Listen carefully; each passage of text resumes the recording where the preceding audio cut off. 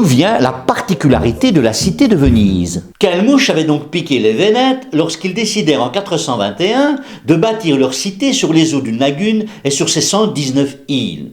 Aujourd'hui peuplée de 260 000 habitants et s'étendant sur 414 km², Venise est en effet un enchevêtrement de ponts et de canaux unique au monde.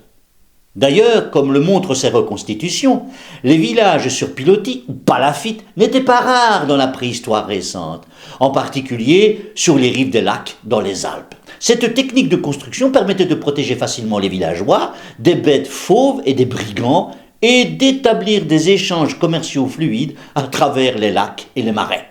Venise s'inspire de ces villages archaïques. Des milliers de troncs d'arbres pointus furent enfoncés dans le fond argileux puis surmontés d'une plateforme.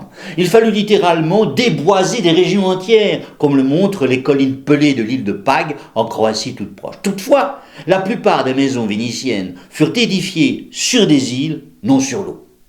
Les avantages d'un village sur pilotis semblèrent évidents lors des grandes invasions, lorsque l'Empire romain vit déferler les barbares, en particulier les Ostrogoths, et non, comme l'indique faussement une tradition, les Huns d'Attila, apparus 30 ans plus tard, en 452, et qui, excellents cavaliers, ne purent en effet s'emparer de la place où s'étaient réfugiés les milliers d'habitants de Padoue ou d'Aquilée. Venise fut très rarement occupée militairement. Il n'est pas anodin pour une cité dont l'activité principale est le négoce d'être ainsi préservée des violences de la guerre.